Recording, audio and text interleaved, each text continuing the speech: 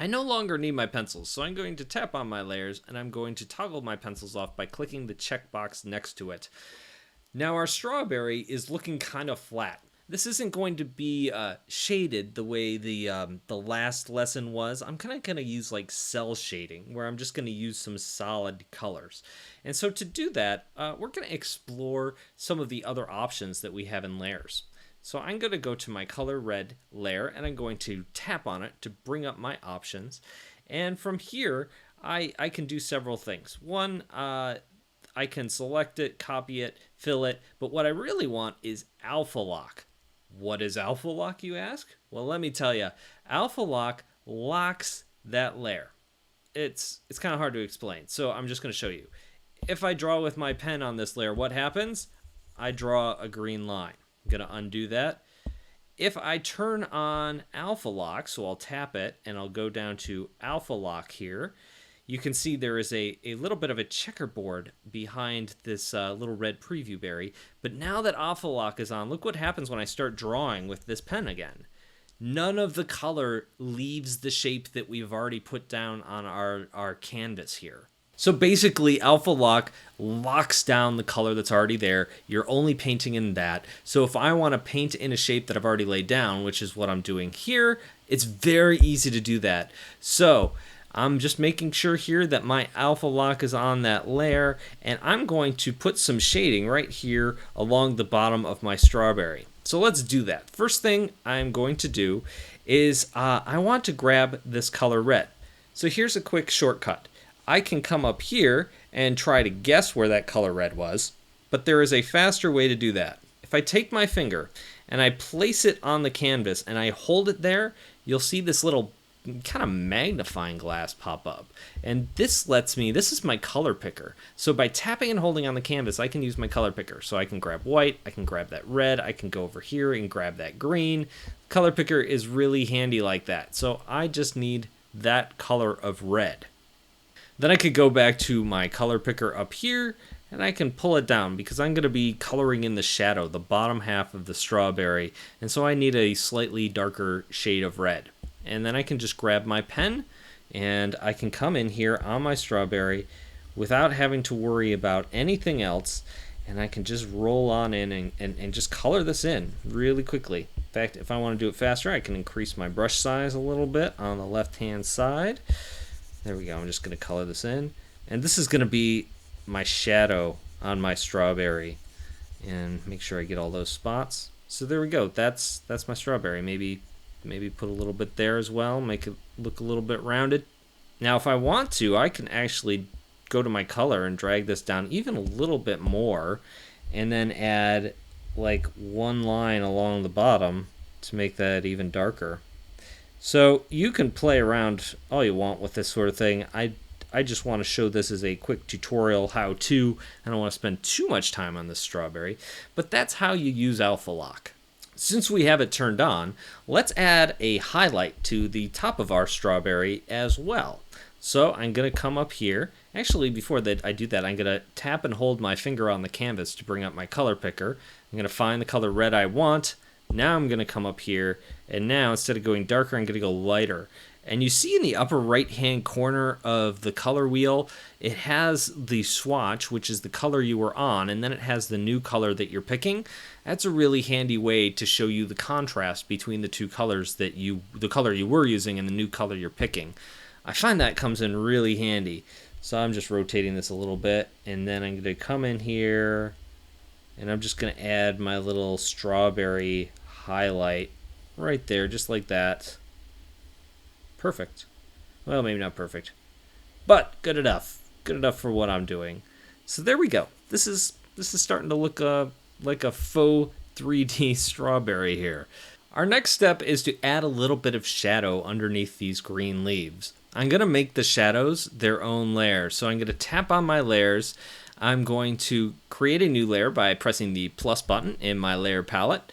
I'm going to tap on that layer to bring up my options, and I'm going to rename it like I've renamed all the others. And I'm going to rename this Leaf Shadow. There we go. Everything's looking good there. And now I'm going to pick a nice shade of black, because that's what color shadows are, right? So I have my color black, I have my paintbrush, and now I'm thinking, the light is probably coming in from here. Maybe it's coming in more from here. It's kind of coming in from this kind of general angle up top. So I'm going to have my shadows fall, right here underneath my leaves. So I'm going to go ahead, I'm going to zoom in, and you can see the shadow is just kind of falling underneath the leaves, and I can be a little sloppy because of layers. And it doesn't have to be perfect. It can kind of fall under that green just like so. So here are my layers. I might add a little thing there. Add a bit of shadow here. Maybe just a touch more shadow there. And there we go. There's my shadow. Now it looks kind of strange because it is a pure black shadow, and shadows seldom are black. But I wanted to explore some of the layer options I alluded to earlier. So let's go ahead and open our layers. And we have our leaf shadow. And then let's tap on that letter N because we're going to change the opacity. So let's go ahead and slide that down. And you can see now it's starting to look a little bit better there. Maybe I move it up to 50%. I can have a darker shadow, or I can move it down to like 9%, have less of a shadow. Let's keep it around 50 now. And there's several options here. We have some like layer effects. We have multiply, linear blur, color blur. Gonna be talking about those a little bit later. What I want to focus on right now is what's underneath that. We have different sections. Like we're on darken right now. We have lighten, we have contrast, we have difference, we have color. All of these things have different attributes to them. I want to go to contrast. One of the things I love using is overlay. The way the light shines through your colors on overlay is different than it is on other layers. So I'm going to go ahead and tap that and look at that shadow.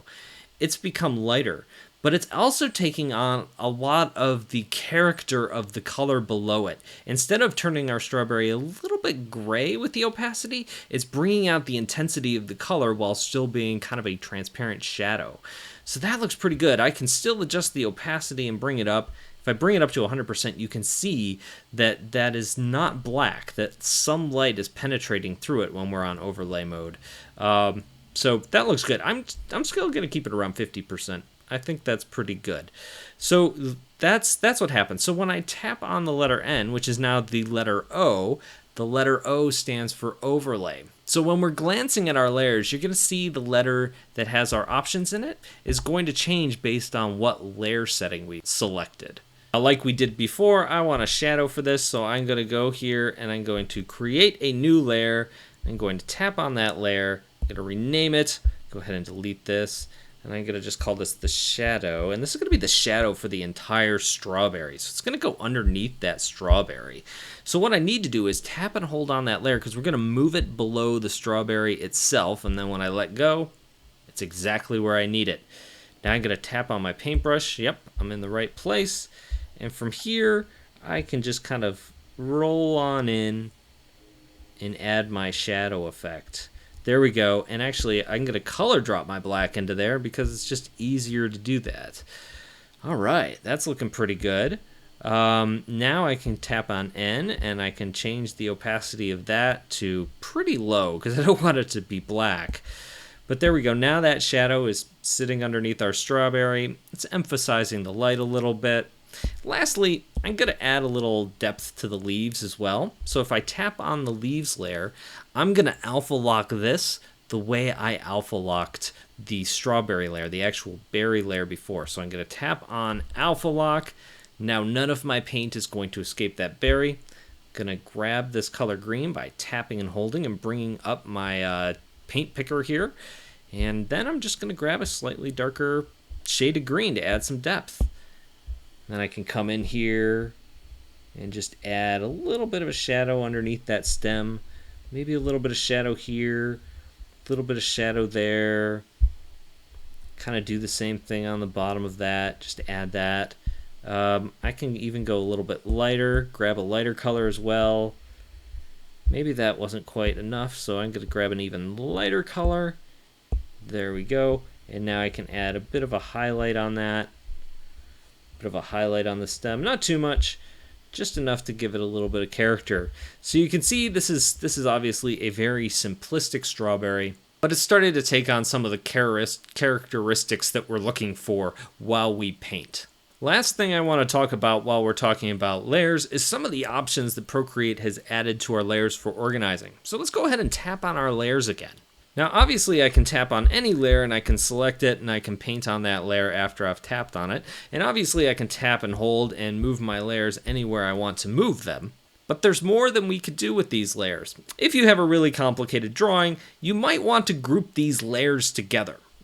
This isn't very complicated, but say I want the leaves and the shadow to be leaf shadow to be one group. If I select one of those layers and then I swipe to the right and let go on another layer, now I have both of them. Now when I grab this arrow tool, I can move both the shadow and the leaves around at the same time. If I want to move the entire berry, say I paint a background behind it, I can just select the berry and the shadow of the berry by swiping right on each layer. I've now selected all of those layers. Now I can go over to my arrow tool in the upper right hand corner, and now I can move these all at the same time too. So this sort of thing comes in really handy when you start to get more complicated compositions. So I'm going to go back to my layers, and the other thing we can do is, if you get tired of selecting those layers individually like that, in the upper right hand corner, when you have multiple layers selected,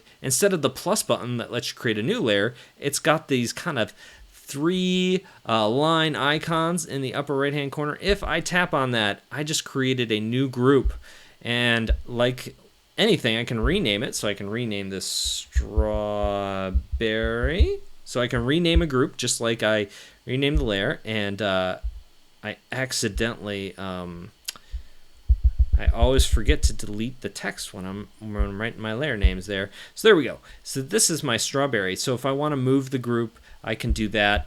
It has this little caret, this little arrow where the letter N or O is on the other layers. And if I tap that, it shrinks it down. So now this contains all of my layers at once. So if you have a composition with dozens and dozens of layers in it and you just want to keep it organized and know what is where, this is a great way to do it, is by grouping your layers together. Also, if you say are done drawing your strawberry and you no longer need all those layers and you just want to flatten it, you could do that too just by tapping on your group.